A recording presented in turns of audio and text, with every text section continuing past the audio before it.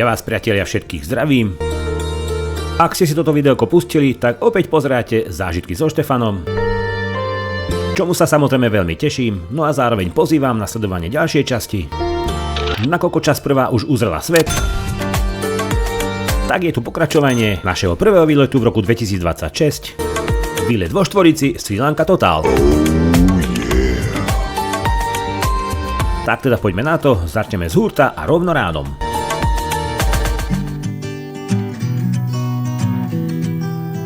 Ľud môj dobrý, nás víta tropické, teplé, krásne ráno. Síce troška pod mrakom, ale to vôbec na veci nemení nič. A čo som si vlastne užil každé ráno, no to je bazén. Je niečo okolo 8 hodiny rannej, no a my si dáme raňajky, ako inak aj v tekutej forme, a pustíme sa rovno do pestrého a veselého dňa. Sunsets and shores far from home, headlights are shining on the sea. No place on earth I'd rather be. And I could try to just follow the swell, but I'll never find this anywhere else. My porňákák opúšťame hotel číslo 1, ale len na celý deň. Sme tu 2 noci, tak sa sem ešte vrátime. Máme namerené pomaly smer Sigíria, no a kopu vecí predtým, potom a medzi tým. Knižka s Dinkou makajú na plné obrátky, informujú o celom dianí dňa, čo nás čaká, neminie.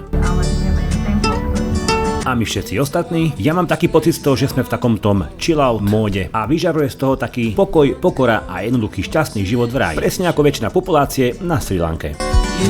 Sama, prosím ťa, rýchlo nalej.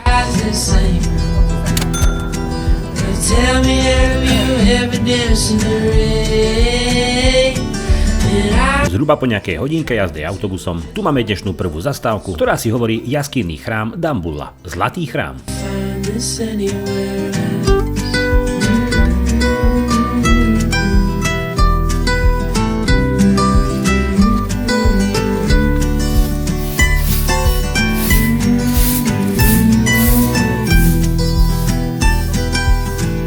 Dambulla je mesto na Sri Lanke, ktoré je svetoznáme predovšetkým vďaka svojmu monumentálnemu jaskinnému chrámovému komplexu. No a v roku 2026 zostáva kľúčovým bodom tzv. Kultúrneho trojuholníka a patrí medzi najnavštevenejšie pamiatky zapísané v zozname svetového dedičstva UNESCO.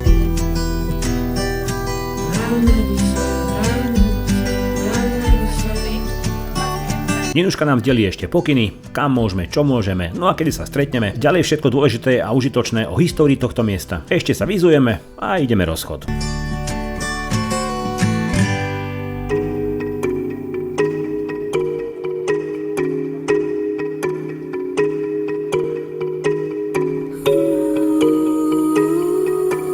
Priatelia, ešte hádam zo pár slov k tejto jaskyni. Je to najväčší a najlepšie zachovaný jaskinný chrámový komplex na Sri Lanke. Skladá sa z 5 hlavných jaskýň, ktoré obsahujú približne 153 sôch Budhu, fresky na ploche viac ako 1200 m2 a sochy kráľov či hinduistických bostiev.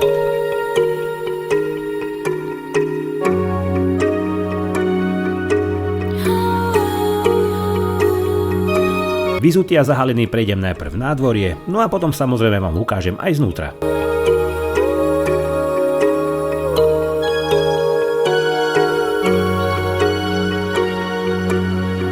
Je to zároveň aj živé pútnické miesto, chráme nepretržite obývaný a využívaný na rituály a meditáciu viac ako 2200 rokov.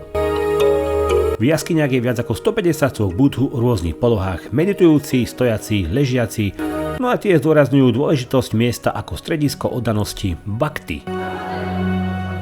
No a ešte hádam nakoniec význam slova bhakti. Je to vlastne duchovná prax a filozofia v hinduizme, ktorá znamená intenzívnu, bezpodmienečnú lásku, oddanosť, vieru a úctu k Bohu.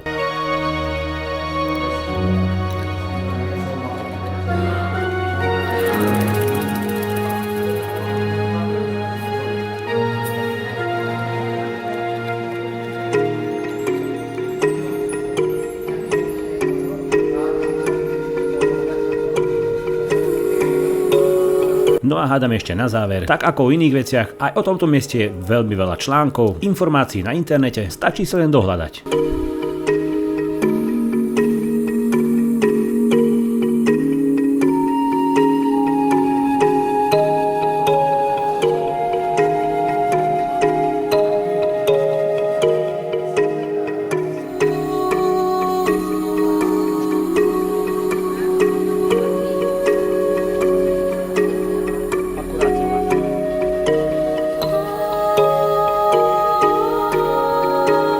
Priatelia, ale s úctou prejedené, nám deň len začal, obujeme sa a ideme ďalej.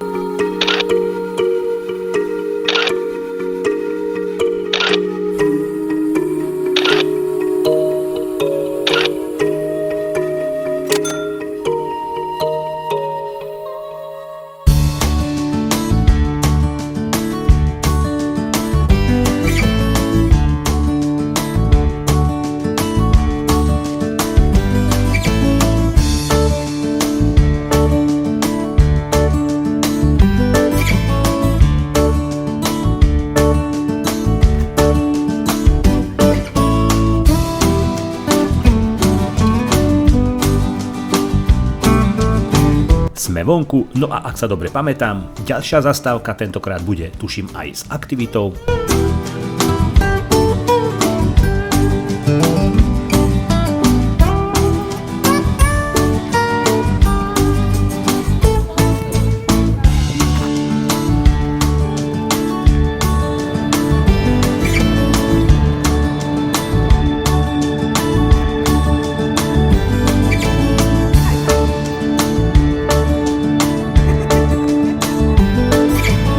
No predtým ešte samozrejme pre naše nežné osadenstvo, ale aj pre všetkých sem tam nejaký ten cikpaus a pre podaktorých pitný režim, konkrétne moja maličkosť, také dobré pívko. Hello.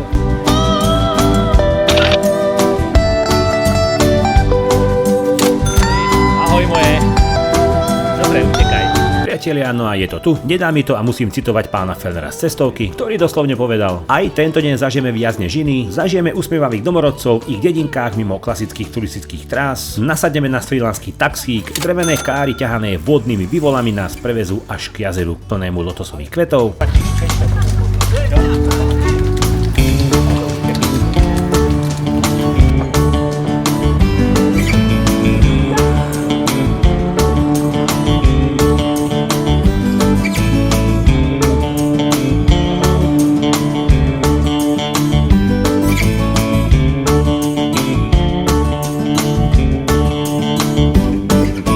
No a ešte pred tým jazerom samozrejme sme skoča s buvolmi presadli na, no ako to definovať, niečo ako pluh, niečo ako traktor, niečo medzi tým. Malo to 4 kolesa a my sme tam vošli, tuším, aj 8.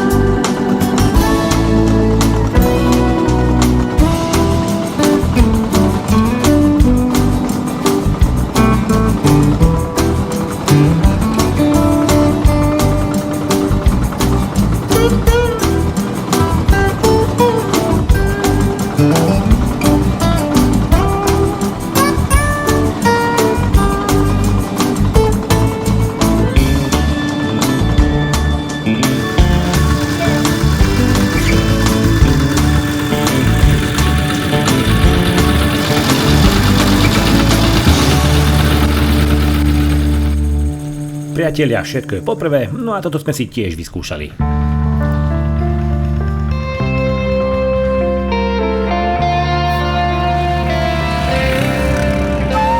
Takže srilanský taxík na vodných bivolok bol zaujímavý, taktiež motorový pluh alebo mini traktor, ani neviem, ale tiež to bolo zaujímavé. Takisto sme stretli domorodých milých ľudí, ktorí nás previezli k veľkému jazeru plný lotosových kvetov. Tu sa budeme plaviť na domorodých lodičkách krížom až k pralesu. Vraj by sme tu mohli zazrieť aj divoko žijúce slony, dokonca v tomto jazere žijú aj krokodíly, ak sa dobre pamätám, my ich uvidíme neskôršie. Ale my na druhej strane brehu uvidíme domácu pani, ako sa pestuje rýža, kokos, betel a ako pripravujú lokálny čaj. Ahojte, druhý deň. Ahojte, takže ideme teraz na nejaký katamarán. Teraz sme sa tu s bivolmi doviezli, to uvidíte na videu. A ideme sa povoziť. Ano. Potom máme fajnový obedík niekde v nejakých starých babiek. Pa.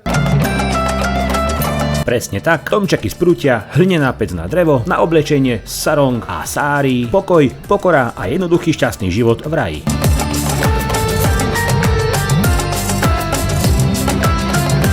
Áno priatelia, domorodý obed podávaný na banánovom liste je neuveriteľne chutný, verte mi, toto zažil málo kto.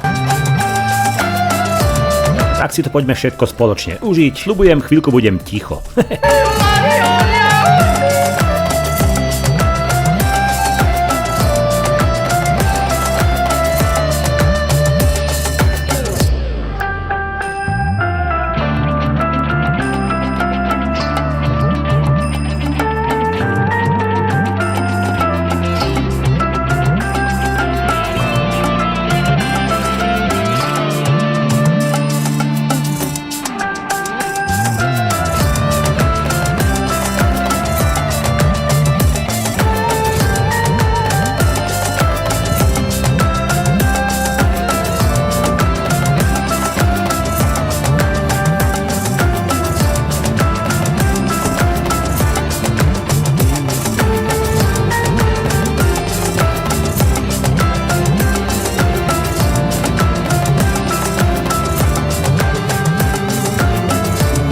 Odtiaľ sa chodí pešo ináč, odtiaľ pešo sa chodí.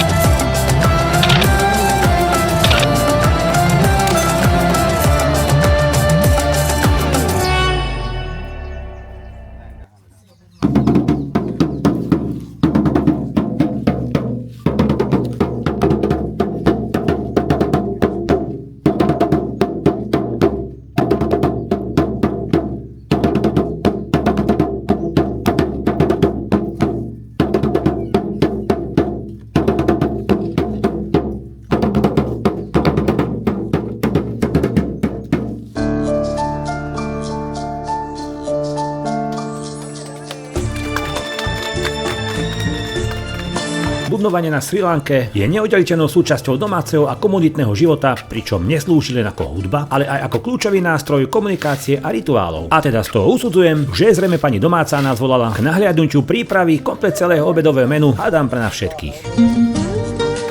Predtým ešte ukážka, ako sa pucuje alebo ako sa šúpe kokos. Ja osobne som si kúpila jeden domov, no ale ako to takto otvorím, to neviem, ale skúsim to.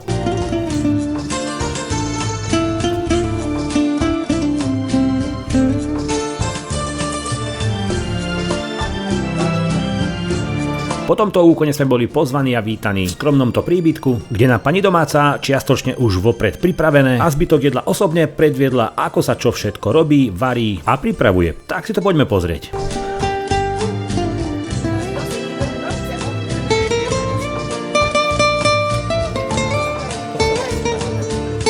Ako prvé sme si ochutnali ten ošúpaný kokos, bol lahodný a chutný, no a potom už nasledovala samotná príprava našeho obeda, ktorý poviem vám bol celkom chutný. Moja drahá vyskúšala strúhanie kokosa na ostro.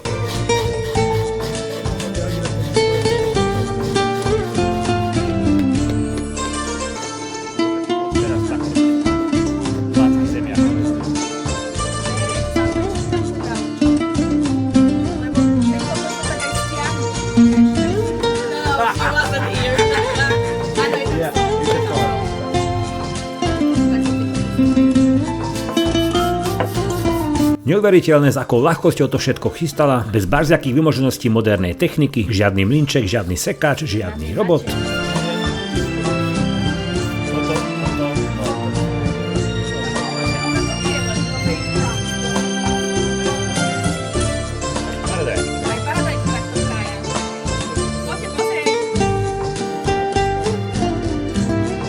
Tak ten nožík naozaj ostojí.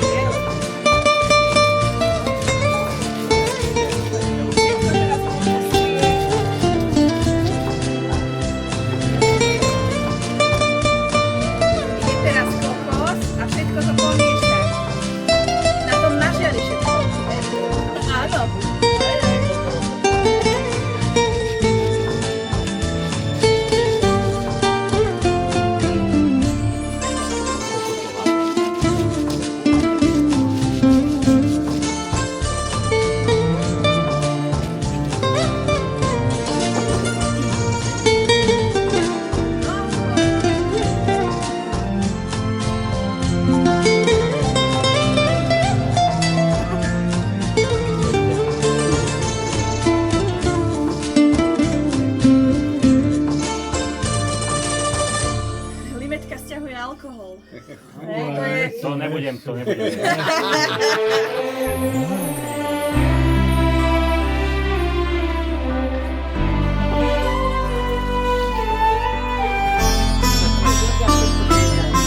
Hold domácej gazdinky. Tu teda ani umývačka riadu neexistuje a všetko funguje tak, ako má.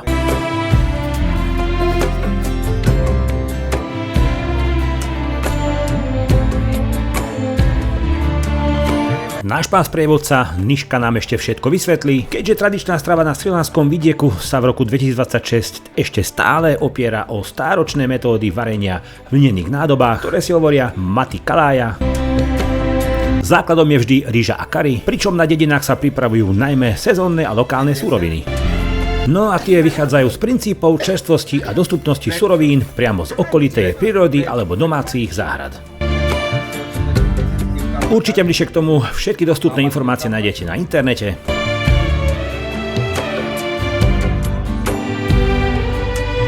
No a z našej strany nezostáva nič iné, len si zobrať taniere, nabrať tú veľkú odvahu a schutiť sa do toho všetkého úplne pustiť.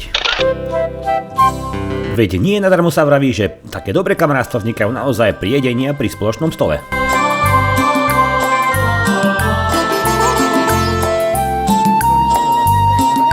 Poviem vám, bolo toho vydatné, bolo toho dosť. Ako vidíte, Ľudko nám ponúkala niečo na posilnenie. Na záver nám domáca gazdina ponúkla aj sladký dezert. Celý obed a jeho príprava bol naozaj v skutku veľký zážitok, že ide to naozaj niekde vo svete aj jednoducho a veľmi jednoducho a hlavne zdravo. My skromne s veľkou pokorou sme sa poklonili a poďakovali. Ešte s pani domácou jedna spoločná fotka. Fotiek sem šupnem určite viacej, keďže som sedel medzi šoférom a asistentom na prvom schode. No a náš deň ešte nekončí, a to zďaleka. Celá skupina sa odoberá na ďalšiu aktivitu, ďalšie lovenie zážitkov, a to po latinsky si hovorí Elepas maximus maximus, slon ceylonský, ktorý je najväčším podruhom slona indického a predstavuje kľúčový symbol kultúry a prírody Srí Lanky. Áno priatelia, to bol ten sloník, ešte pár fotiek z obeda.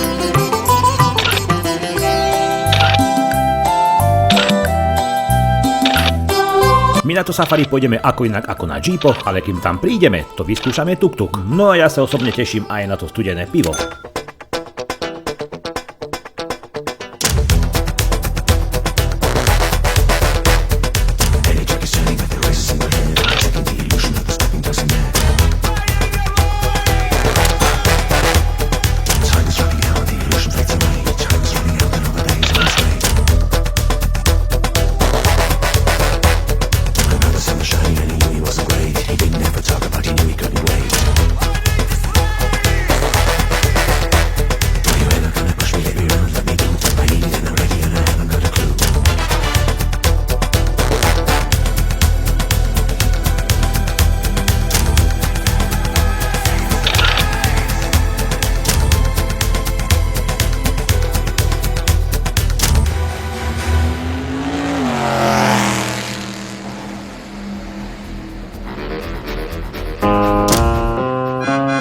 Bolo to výborné, bolo to zaujímavé, bolo to veselé. Už sme pri tých spomínaných džípoch. Priatelia, my sa chým do tých džípok ale nasúkáme. Keďže do jedného môžu ísť tuším 6 osôb, tak to chvíľku potrvá.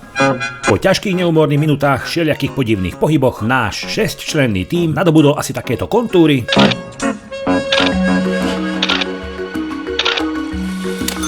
A my sme teda naše safari mohli začať.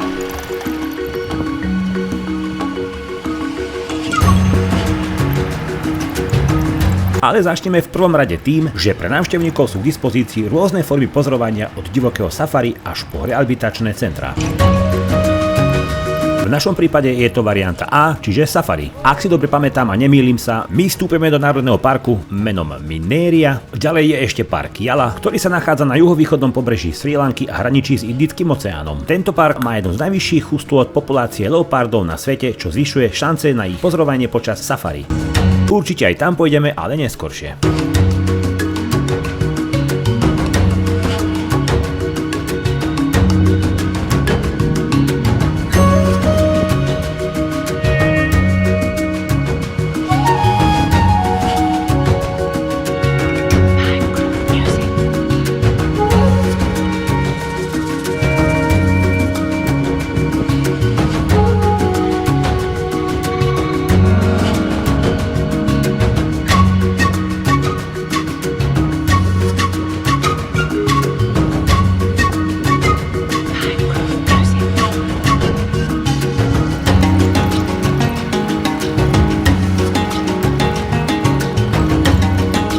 ďalším obyvateľom, kvôli čomu sme tu vlastne, je slon ceylonský, ktorý je najväčší zo 4 žijúcich poddruhov slona ázijského. Kohútiku dosahuje výšku 2,4 až 3 metre. No a jeho váha sa pohybuje medzi 2 až 2,5 tonami. Okrem veľkých cicavcov sme videli aj sambary, diviaky, opice, rôzne druhy plazov a vtákov.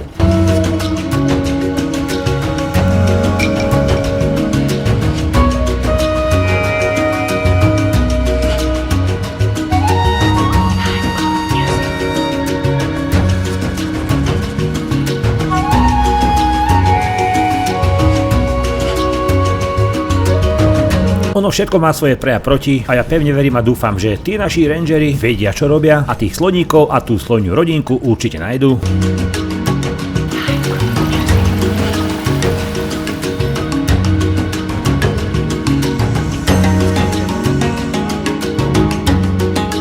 Veď či to je Národný park Yala na Srí Lanke alebo hociktorý iný park, bárzde vo svete, tak všade je to hlavne aj o šťastí, ktoré momentálne najviac potrebujeme. A teda či je to slon, či je to leopard, úplne jedno.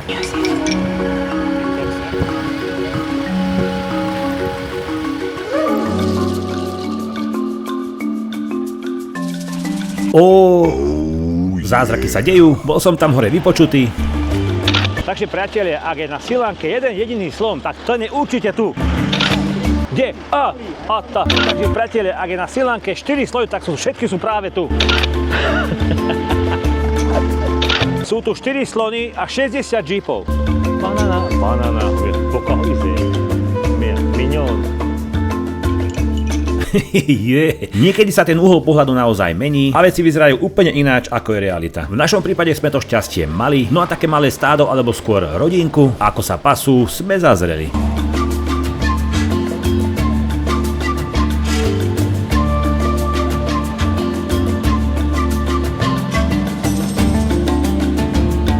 Priatelia, náš deň sa pomaly blíži k záveru a čo sa týka sloníkov, ja furt tvrdím, všetko je tak, ako má byť.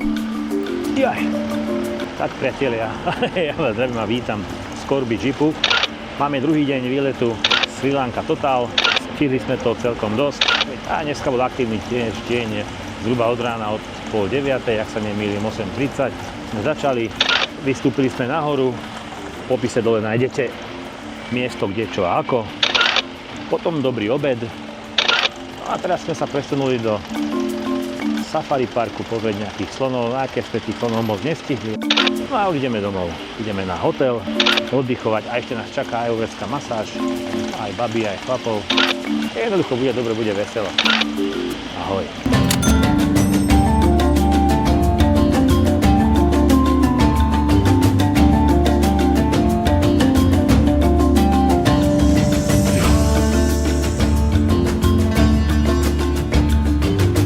Ako som spomínal, naozaj je to o šťastí, veľakrát a väčšinou netreba ani do safari, veď ceylonský sloník sa vám ukáže priamo pri ceste.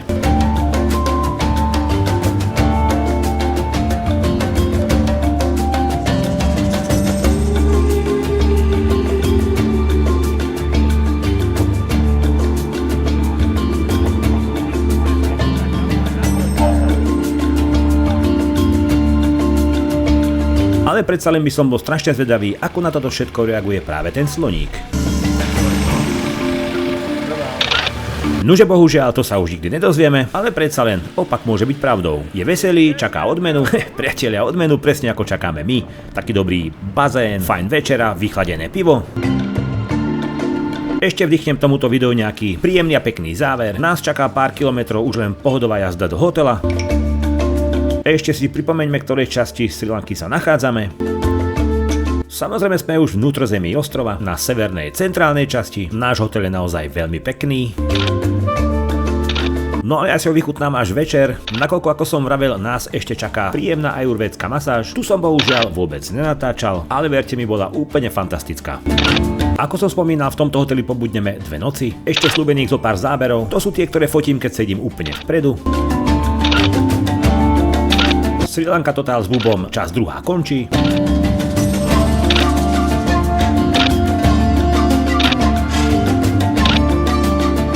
Ešte samozrejme to nutné a nepovinné, like, odber, zvonček, aby ti nič neušlo. Technika, s ktorou som fotil, točil, natáčal. Na dovidenia všetci účastníci, my 4 obzvlášť. Ahoj, ahoj, ahoj, ahoj, ahoj, ahoj.